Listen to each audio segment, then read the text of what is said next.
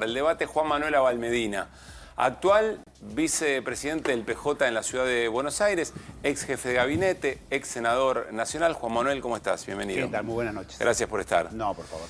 ¿Qué sentido político tiene, casi te pregunto, incluso por tu formación académica, qué sentido tiene Bueno, vengo justamente a dar clase en la Universidad de Brown. ¿Ahora hace un rato? Sí, ahí en Adrogué. Así que bueno, le mando un saludo muy grande a los alumnos que me pidieron cuando dije que tenía que cortarlo un poquito ¿Como antes docente para llegar. muy riguroso o...?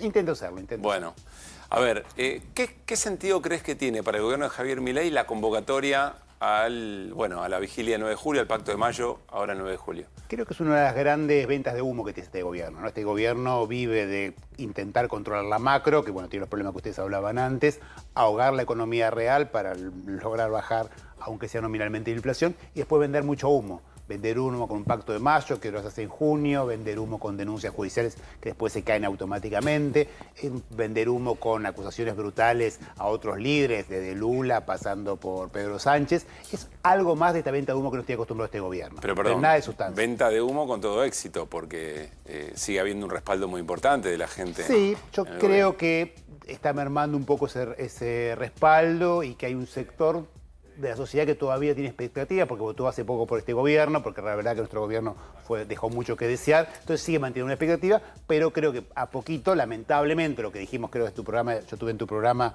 hará 3 meses, más o menos, lamentablemente lo que dijimos que iba a pasar es lo que está pasando. Están cayendo todos los indicadores, aumenta la pobreza, aumenta la indigencia, cae el consumo y la gente cada vez vive peor. Todavía hay expectativa, es lógico, pero lamentablemente esa expectativa va a ser defraudada por la propia realidad, ¿no? Juan Manuel, noviembre, diciembre, no me acuerdo, te hice una nota para el diario AR, una entrevista, y vos dijiste te había algo gustado. que... Te habían gustado un par de días, me acuerdo. No, hubo una idea que en ese momento fue bastante disruptiva, que había todo un concepto de que Milei parecía un presidente débil, y vos saliste con un planteo contraintuitivo que no tener diputados, no tener senadores, no tener gobernadores, en vez de ser un gesto de debilidad, era un gesto de fortaleza. Sí. Porque no le debía, a grandes rasgos, no le debía nada a nadie. Y además que era el primer presidente que no se podía culpar nada para atrás. Y no tenía pasado. Claro. Hoy, Sí, esa misma situación. sí. ¿Cómo la sigue, ves? sigue manteniéndole una pos, digamos, sigue dándole una gran fortaleza. Muchos lo que todavía siguen apostando, uno cree que sin mucho argumento en favor de él, tiene que ver con que no se lo puede culpar para nada para atrás. Todos los gobiernos anteriores teníamos alguna culpa previa, digamos, nos guste o no nos guste, habíamos sido todos parte de otros procesos. En el caso del no, y eso le da un lugar distinto que puede mantener esta fantasía más tiempo, ¿no? Sí, y en ese mismo tema hablabas de algo muy fuerte que era interior AMBA. Sí. Y la particularidad de que ser un referente de la ciudad de Buenos Aires expresaba muy bien, hoy también lo decía Aime, expresaba...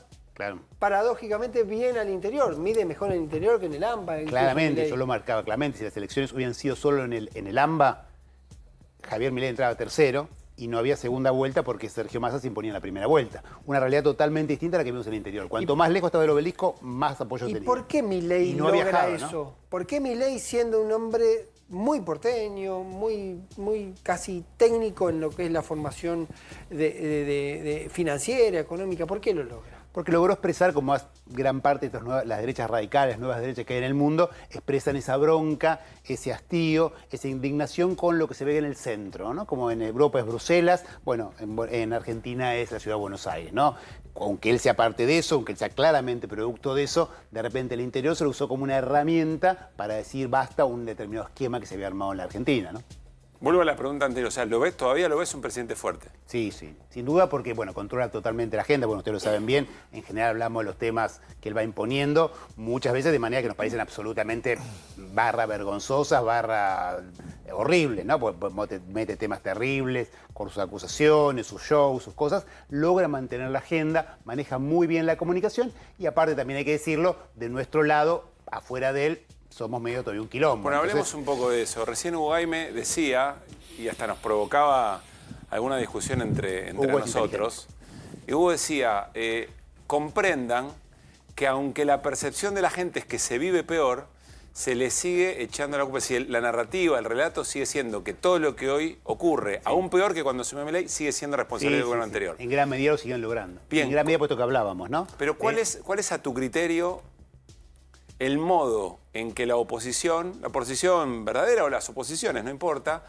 lograrían interpelar a ese electorado o ese sector de la sociedad para que entienda que hay otra alternativa, que hay otro sujeto político posible? ¿O todavía no es tiempo de eso? No, yo creo que es tiempo, yo creo que es un momento en el cual nosotros tenemos que ofrecerle una lectura a la realidad, a la sociedad, que nos haga cargo de lo que pasó, porque si hablamos como que gobernamos muy bien, obviamente nadie nos va a escuchar, tenemos que hacernos cargo de la cantidad de errores que cometimos, de que defraudamos las expectativas y ahí recuperar alguna cuestión que tenga que ver básicamente con proponer alguna idea de futuro, ¿no? Porque seguimos siempre hablando para atrás, lo que tenemos que cuidar, lo que tenemos que conservar, lo que Milei quiere destruir, y no hablamos un poco hacia adelante, nos va a costar enganchar con una sociedad que ha cambiado mucho en estos 10 años, ¿no? Nosotros, me acuerdo siempre en la campaña cuando yo como militante lo acompañé a Sergio varias veces y hablábamos, Milei viene por tu aguinaldo, viene por tus vacaciones, a mucha gente que nunca en su vida había cobrado un aguinaldo ni nunca había tenido unas vacaciones. Entonces muchas veces, si no somos capaces de adecuar el peronismo, digamos, se cumplen 50 años la muerte de nuestro líder y fundador, ¿no? Y si él nos enseñó algo es que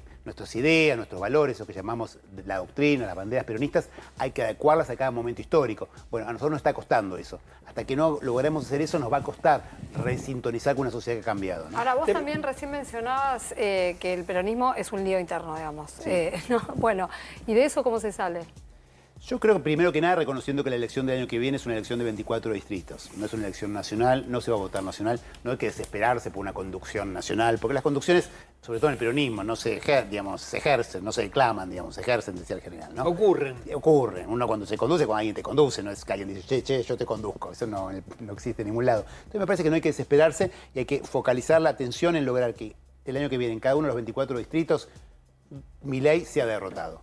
Ganar esa elección es muy importante porque él ya dijo, si gano la elección de medio término, van a ver lo que va a pasar, voy a ver todo lo que voy a hacer. Entonces, para nosotros tiene que ser central que tenga una derrota legislativa el año que viene. ¿Pero se eso, hace como consolidando algún liderazgo o de otra manera? Yo creo que trabajando mucho en cada distrito, trabajando mucho en estas cuestiones de proyecto, de idea, volver a discutir algunas cuestiones, volver a discutir muchas cosas. Creo que está abierto el peronismo a esas discusiones, cosas que antes nos discutíamos, ahora están en Juan discusión Manuel, y eso me parece bastante productivo. Juan Manuel, ¿cómo viste la votación en esta discusión de la interna del peronismo y demás, de Kamau, Krexler y demás en el Senado? Sí.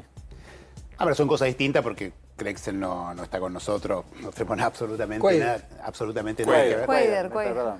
Y son cosas que duelen, ¿no? Son cosas que nos duelen, que nos hacen daño, que generan ruido interno, también la de varios diputados en la Cámara de Diputados.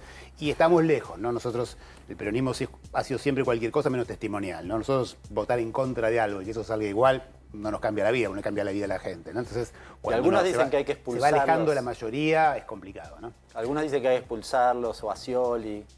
Bueno, Scioli es un poco más grave. Con Scioli podemos discutirlo más. En el caso de los otros, no. Yo no creo porque el peronismo nunca ha hecho estas cosas. Es más, a ver, yo me fui del peronismo en los años 90 porque me oponía a un conjunto de políticas que son más o menos que está haciendo Milei ahora. Y la mayoría del peronismo acompañó muy feliz, privatización, qué sé yo. Entonces, en ese momento yo me fui, pero digo, no, el peronismo siempre ha sido muy abierto y es finalmente el pueblo el que decide.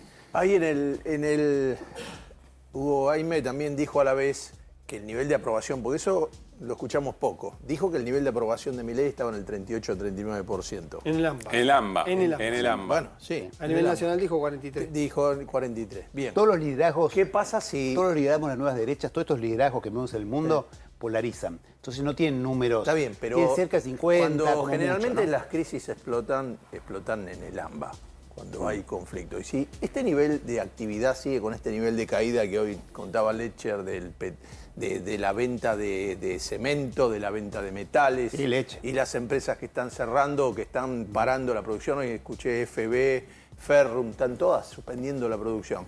Si se produce una crisis, previo a que las oposiciones, entre comillas, se organicen, ¿cómo ve que se resuelve? Porque vos estás diciendo que es un presidente fuerte, pero un presidente fuerte que... Sigue siendo un presidente fuerte, sobre todo en comparación con lo que está haciendo, ¿no? Cualquier presidente normal, con semejante y salvaje ajuste y con las declaraciones que hace, estaría hoy creo que como la peruana, digamos, Claro. en 10% como mucho de popularidad. Él, por esas otras razones, sigue siendo un presidente fuerte y sigue manejando sobre todo la Si expectativa. se le avanza ¿no? la crisis económica fuerte y se le acelera, ¿qué pasa ahí? Y eso no se puede saber, nunca hacer predicciones es fácil en nuestro país. Lo cierto es que uno lo que puede sí entender que es un rumbo económico que cada vez va golpeando más a la gente, que más gente está quedando afuera y día a día estamos la gran mayoría de los argentinos viviendo peor, ¿no? Yo, Eso es- con con Abel Medina siempre tengo el problema, no sé si tomarlo como dirigente o como politólogo, digamos. A mí me Entonces pasa lo aprovechamos mismo. las dos cosas porque A es lo mí me mismo. pasa lo mismo, siempre estoy confundido. No podés, no son dos mundos, no te cambias el traje y respondes. No, los Pero hay sombreros, una ¿no? idea que empezó. Hoy hubo una foto entre Martín Guzmán y Juan Grabois. La podemos semana compartir, pasada una reunión Mientras Pablo lo dice, la compartimos esa foto. de economistas convocada de distintos sectores, convocados por Guillermo Moreno, Cristina Fernández de Kirchner, llamando un poco esta historia, che, hay que hablar también fuera del peronismo, más allá de que hay crisis dentro del peronismo. Sí.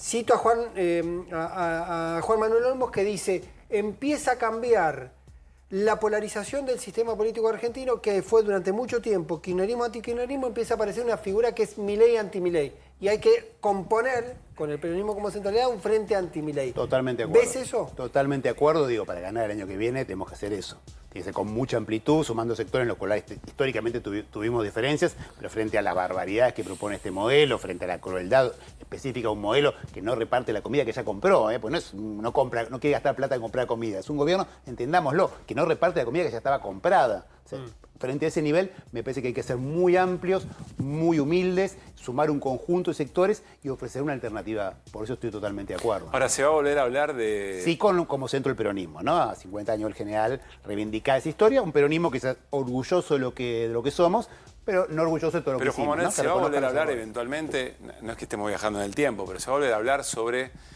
cuáles son los determinantes para un gran frente, para las nuevas alianzas.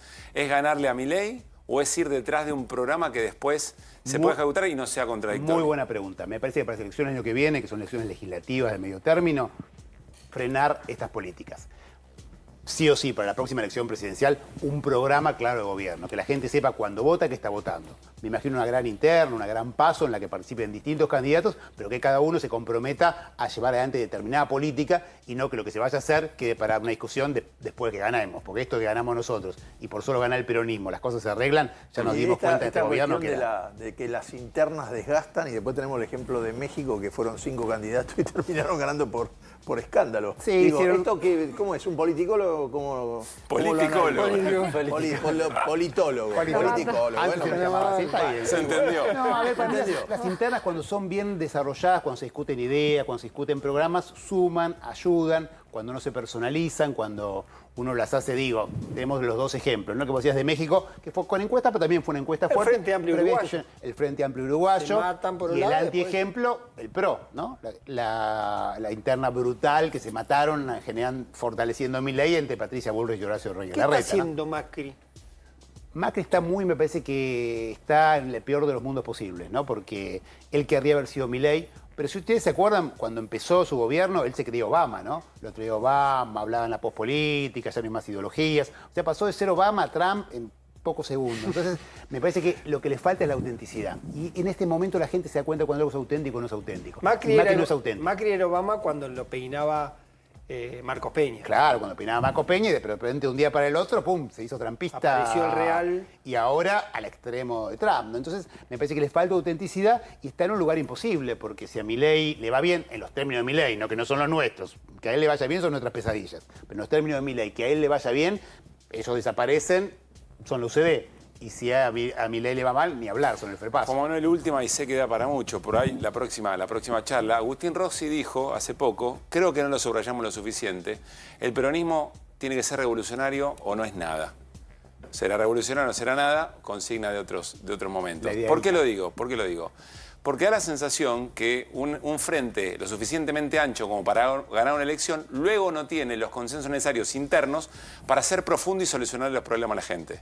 Es decir, se vuelve inocuo en resolver los problemas a la gente porque no va en la profundidad que sí fue Milei y que sí va Milei en su intento de resolver. Sí.